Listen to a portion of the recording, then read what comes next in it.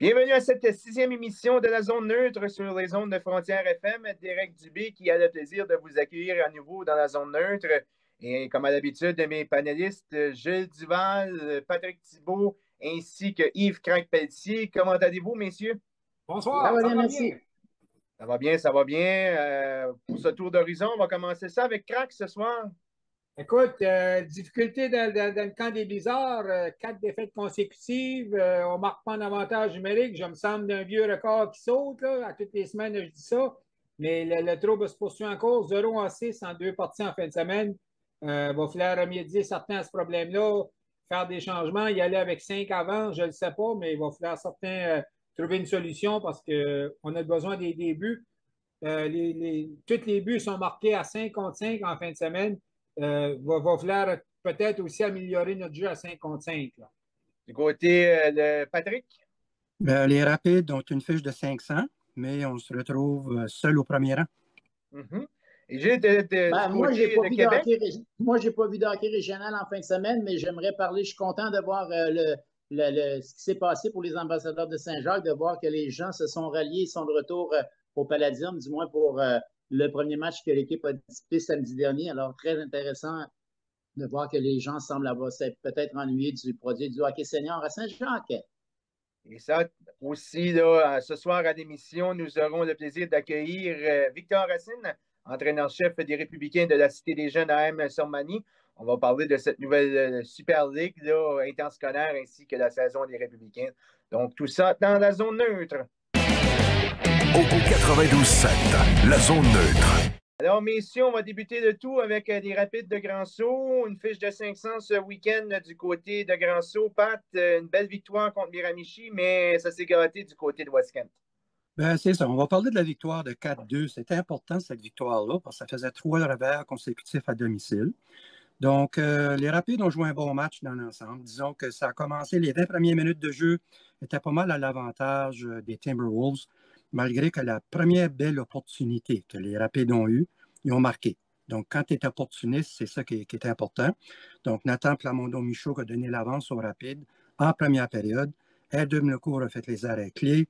Ensuite, écoute, ça a été une belle victoire de 4-2. Les Timberwolves revenaient toujours dans le match quand même. C'était 2-0 après 2 périodes. 2-1 en troisième, ça a mené 3-2. Mais on a tenu le coup. On n'a jamais tiré de l'arrière. Donc, 4 marqueurs différents. Zachary Michaud, John O'Leary, Brody Paré et Nathan Plamondon-Michaud. Premier match avec les Rapides pour le défenseur Nathan Dubreuil. Il est venu en échange, lui, des Bearcats de Truro jeudi dernier.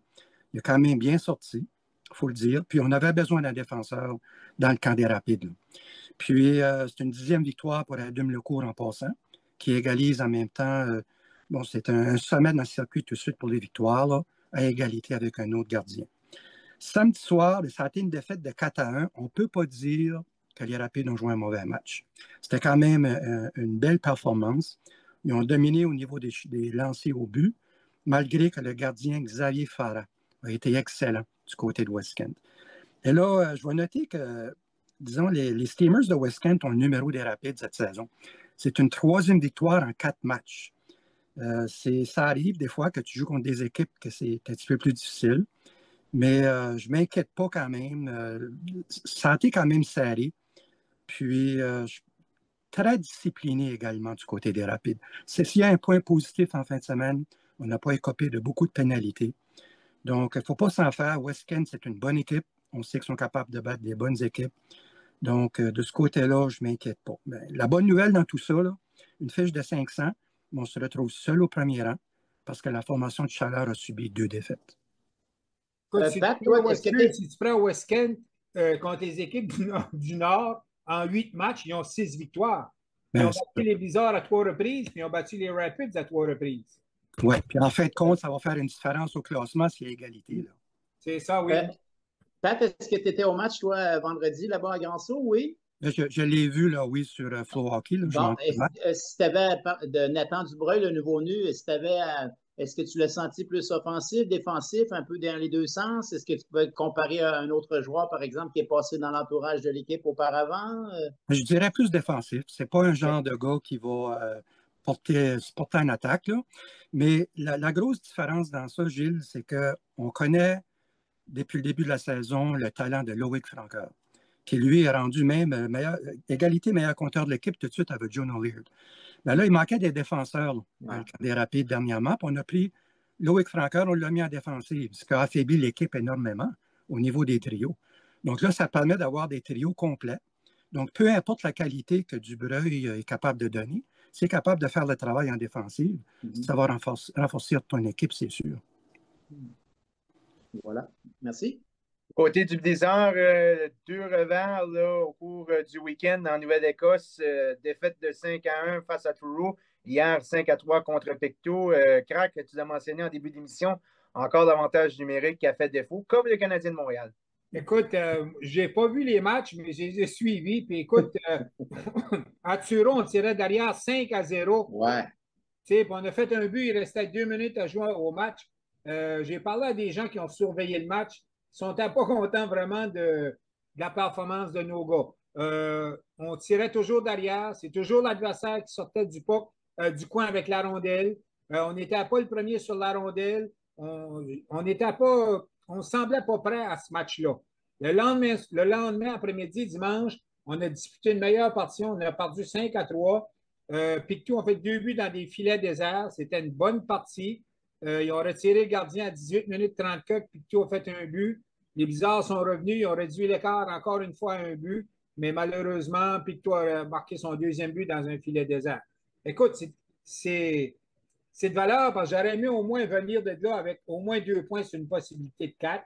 Mais comme je vous le dis, l'avantage numérique, on est en panne sèche. Ça fait 4 matchs qu'on n'a pas marqué de but en avantage numérique. Puis sur ces avantages numériques-là, il y a 2 fois qu'on a donné des buts lorsqu'on était en avantage numérique. Donc, c'est vraiment de quoi surveiller du côté des Blizzards. Je suis persuadé que l'instructeur Mike Ward met de l'emphase ces jours-ci sur les pratiques pour pratiquer l'avantage numérique. Quoi donc faire? Est-ce qu'on y va avec 2 défenses, 1 défense? Ou même, on a vu des situations, moi puis Gilles, dans des avantages numériques, que c'était 5 joueurs d'avant avec West Kent et ces équipes-là. Donc, est-ce qu'on devrait remédier au problème avec ça? Mais on a sûrement un petit regard à faire parce que là, écoute, on est rendu au 5e rang. On est à égalité avec Hamilton. Hamilton qui sera au Centre Jean Daig dimanche après-midi à compter de 15 heures. Un match très important. Mais avant, on reçoit la visite des Steamers de West Kent vendredi. Non, du Lightning de Chaleur. Pardon?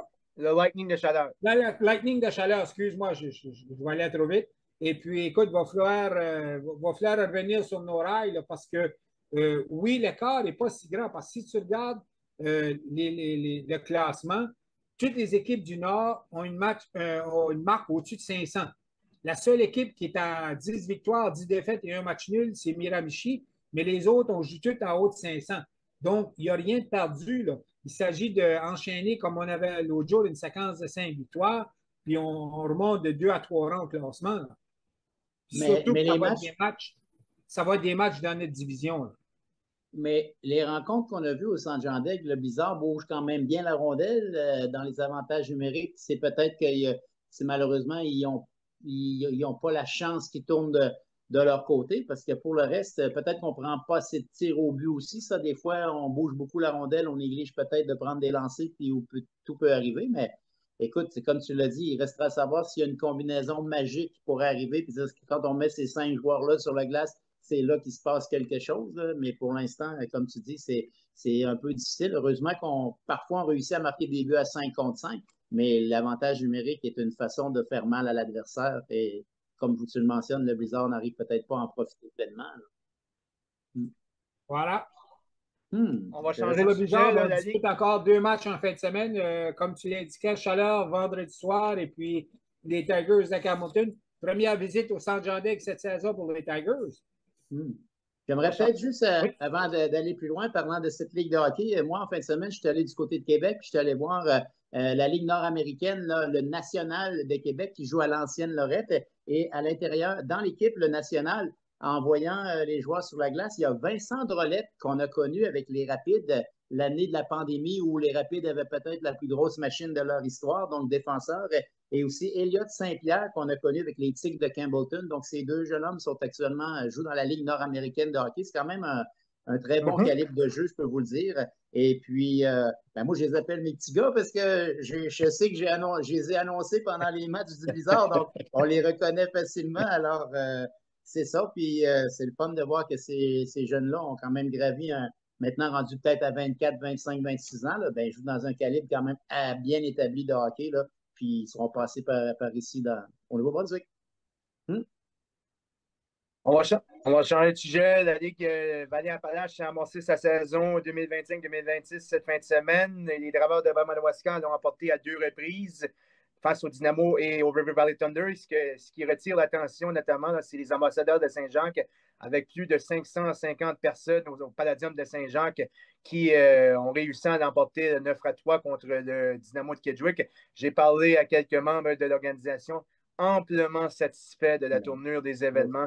Ils étaient très heureux de voir que les gens ont répondu présent, puis ça s'est produit là, aussi là, donc, sur la glace, victoire des ambassadeurs. Là. Donc, comment vous entrevoyez là, ce retour des ambassadeurs?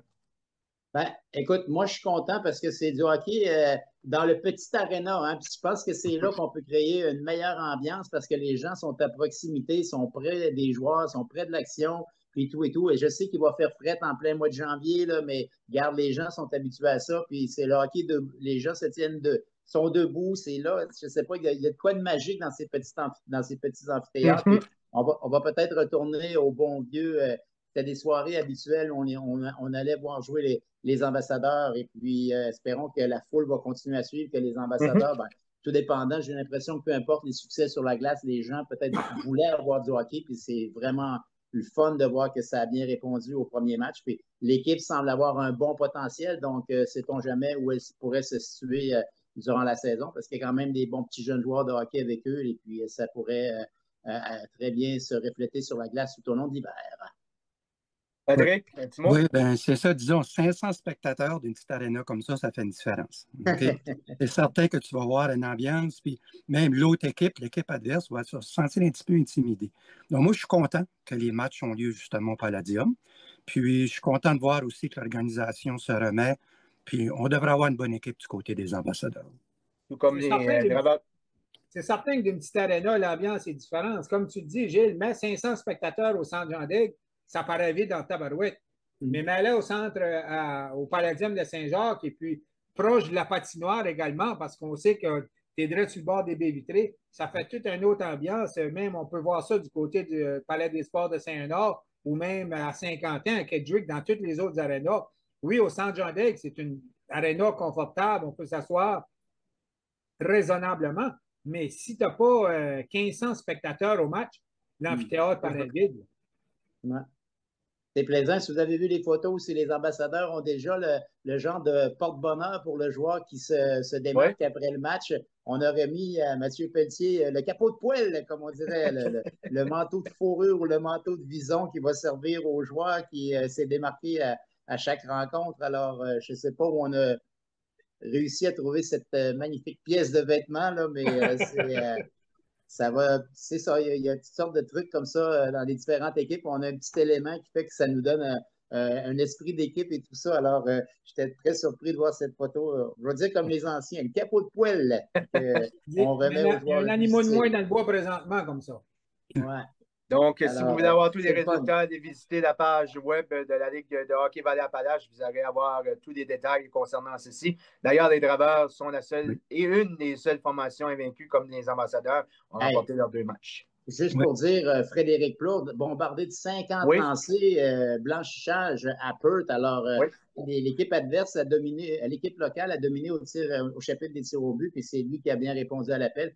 Comme j'avais dit la semaine passée, d'après moi, les Draveurs ont un noyau quand même établi de joueurs, puis ils partent vraiment avec une longueur d'avance par rapport aux autres. Donc, pour l'instant, ça semble bien être reparti pour eux.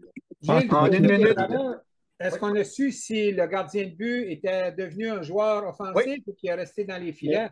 Non, je n'ai pas vu son nom dans les sommaires, par exemple. Est-ce que tu as vu son nom dans l'alignement? Moi, je ne l'ai pas vu. Là. Oui, je l'ai vu dans l'alignement. Donc, il est un joueur cette année. Donc, il va porter, je crois, le numéro 28. Voilà. Juste en terminant, juste pour dire que les Panthères de Madawaska ont récolté un 2e gain consécutif à Saint-François. Premier match à la maison. Victoire de 7-5 face au Transport Denis Gosselin de Saint-Cyprien. Une statistique qui reflète un peu le début de saison des Panthères. Maxime Guimont, 3,66 points par match. C'est 7 buts, 4 passes en 3 matchs. Du côté de Cody Bonenfant, 2,33 points par match, 4 buts, 3 passes. Donc, on connaît là, des bons moments là, chez les deux joueurs qui ont fait la pluie et le beau temps au circuit interscolaire. Puis c'est beau de voir que je crois que les partisans des Panthères sont choyés de voir le talent de ces deux joueurs-là. Puis aussi de l'équipe en entier. Là, ça a été une bonne foule samedi du côté de Saint-François. Puis je crois que les gens vont vraiment apprécier le talent. Là. Tu vois, ça veut dire qu'on est capable de remplir les différents arénas, même si on joue les mêmes soirs. Donc, ça, c'est la bonne nouvelle dans tout ça. Là. Donc, prochain match, c'est du côté de Saint-François à 20h face au Seigneur de la Pocatière. Donc, les Panthères vont tenter de remporter un 3e gain consécutif. Reste samedi, à savoir. Sûrement. Oui, quoi? Samedi? Oui, samedi 20h. Okay. Voilà. Donc, après la pause, puis en passant, Cody Bonenfant, là, si tout le baigne dans l'huile, sera notre prochain invité la semaine prochaine. On va parler de cette saison des Panthères. Après la pause, nous aurons Victor Racine, entraîneur-chef de l'équipe masculine interscolaire de la Cité des Jeunes. On vous fait là, cette entrevue-là dans quelques instants à la zone neutre. Au 92.7, la zone neutre. Nous sommes de retour à la zone neutre et comme je l'ai mentionné, Victor Racine est notre invité de la semaine. On va parler de cette nouvelle saison là, qui s'est mise en branle jeudi dernier du côté de Fredericton. Bonjour Victor. Bonjour, ça va bien? Ça va bien. Oui. Donc, d'entrée de jeu, comment tu trouves cette nouvelle ligue vu que tu as déjà joué contre une équipe du Sud? Comment tu entrevois ça de cette année? Ouais, c'était un bon challenge. Je pense que c'est fun de toujours, plaisant de pas jouer toujours contre les mêmes équipes. L'année passée, on jouait contre 3 équipes plusieurs fois, tandis que là, on va jouer contre 8 équipes différentes. Je pense que ça va être plaisant pour tout le monde. C'est pas toujours contre les mêmes équipes. Puis, un nouveau challenge, beaucoup de rivalité, surtout dans le sud de la province, tout ça, avec des nouvelles équipes, tout ça, des équipes qui sont habituellement assez fortes d'année après année. Mais Victor, c'est parti d'où l'idée de créer cette Super Ligue élite là, dans la province? Là? On a manqué ça un peu cet été. On a su que c'était créé, mais ça part d'où tout ça? Là? Ils ont commencé à parler, je vous parle à peu près le printemps passé, qu'il y a un organisateur qui a décidé qu'il voulait créer ça. Puis c'est pas, là, on crée un précédent avec le hockey, mais ça va s'emmener dans d'autres disciplines aussi également, à l'école secondaire, qui veulent créer. Au début, on parlait peut-être 6 équipes, mais là, après discussion tout au long de l'été, ben là, il y a certaines équipes qui voulaient rembarquer là-dedans. Fait que là, ils ont décidé, plutôt d'en mettre 6, pourquoi pas en mettre 9, tout le monde va être content, puis tout le monde va pouvoir participer. OK. À date, de ce qu'on peut voir par rapport au pointage dans cette ligue-là, depuis le début, c'est assez spécial parce que tout le monde a battu tout le monde à date. Donc, il semble avoir, à chaque soir, il va y avoir de belles surprises. Là. Beaucoup de rivalités. Puis je te dirais, comme tu dis, on ne sait jamais d'une fois à l'autre. Tu joues dans une équipe, tu ne sais pas. Si tu ne te présentes pas, ben, tu n'auras pas de succès. Il faut qu'à chaque match, on se présente. Puis c'est ça qui va avoir de l'importance tout au long de l'hiver. Quel aspect de ton équipe que tu priorises? C'est quoi ce que tu as là, comme équipe? Est-ce que tu es axé sur l'offensive ou un peu plus défensif cette année là, avec ton équipe? Moi, je te dirais, j'ai une équipe pas mal bien équilibrée. J'ai 2 10e années. J'ai à peu près 5-6 gars de l'an passé, 6-7 gars de l'année passée. Et puis, je te dirais, je suis pas mal plus balancé. Puis comme je te dis, j'ai des gars de... Quand on a former l'équipe, on a regardé un peu de tout. Là. On n'a pas regardé seulement des compteurs, des gars. Ça prend des gars, des travailleurs, tout ça. Puis je pense que dans l'ensemble, je pense qu'on a bien réussi jusqu'à date. Là. On est encore tôt dans la saison, mais ce que je vois sur papier présentement, puis sur la glace, je pense que ça inaugure bien pour cette année. Bon, moi, ça vient de commencer avec 2 victoires. Ça, c'est positif aussi. Là. Oui, c'est ça. On commence la saison, on a 24 parties à jouer, puis on a les 2 premières. Puis c'est des parties de 4 points, dont 3 points si tu gagnes.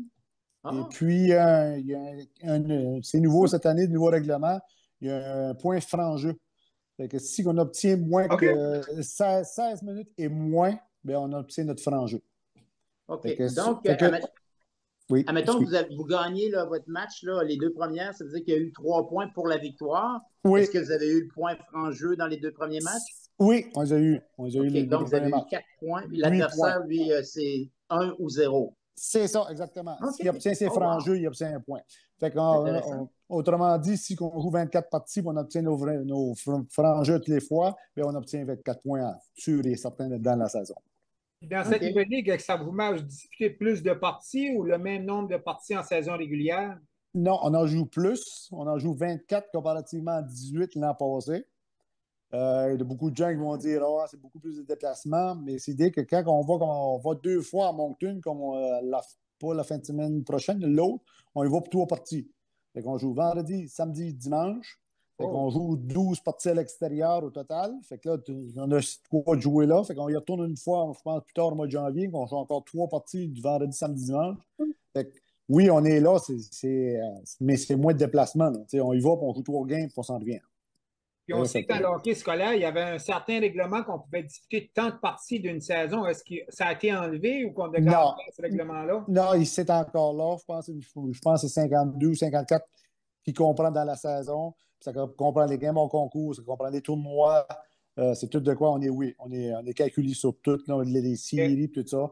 Fait que les séries, ben, on gagne un peu de jeu parce que les séries, ça va être 1-8, 2-7, ainsi de suite. Là. Et puis, celui qui, comme disons, gagne de la série contre 1-8, ben, automatiquement, il va au provincial. Fait qu'il y a 4 équipes provinciales. Fait qu'il n'y a pas 2-3 rondes de série.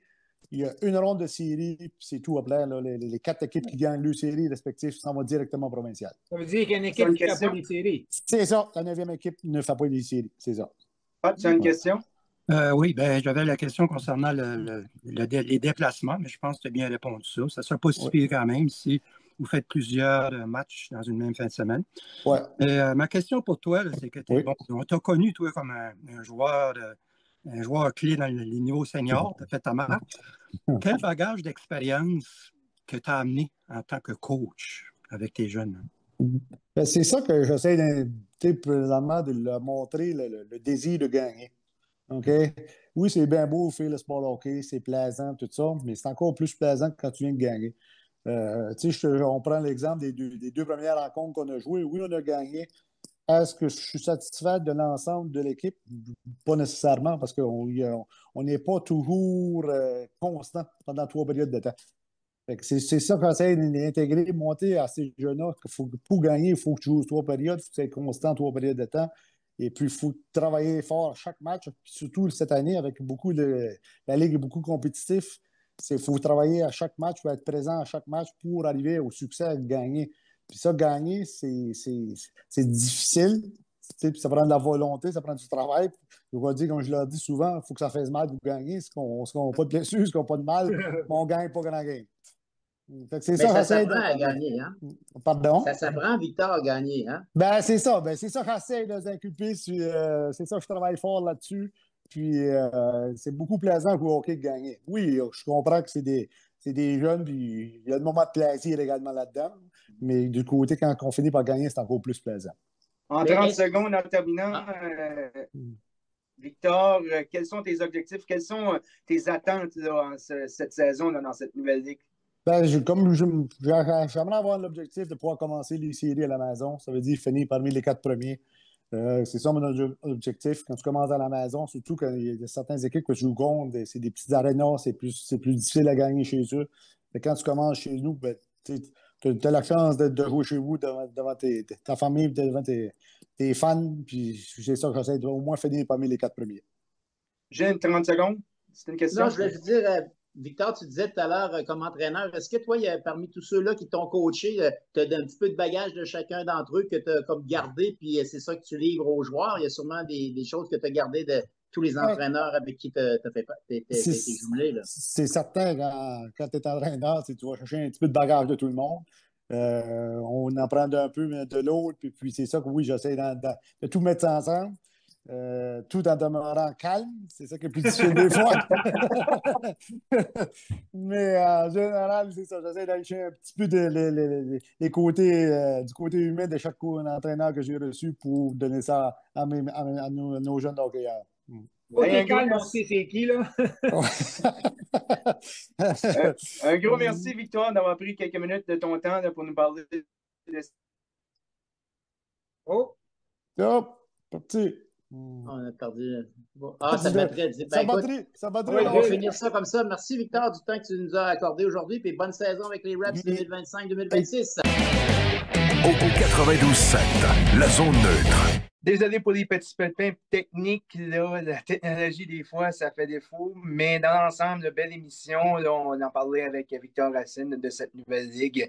Donc, merci d'avoir été des nôtres cette semaine. On va se retrouver la semaine prochaine pour une autre édition de la zone neutre. N'oubliez pas qu'en fin de semaine, le Blizzard d'Edmundston évolue à 2 reprises au Centre Jean d'Aigle, vendredi à 19h30 face au Lightning de Chaleur et aussi le dimanche contre les Tigres de Hamilton. C'est à 15h au Centre Jean d'Aigle.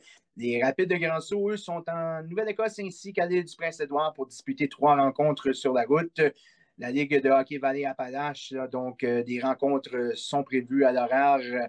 Donc, veuillez consulter la page web de la Ligue de hockey Vallée-Appalaches pour obtenir toutes ces infos. Aussi, les Panthères de Haut-Madawaska sont à domicile. Donc, à l'aréna de Saint-François, au centre J. Nadeau de Saint-François, ils affrontent les Seigneurs de la Pocatière à 20h, heure du Nouveau-Brunswick. Et aussi, les Républicains là, sont en action là, du côté de Dieppe.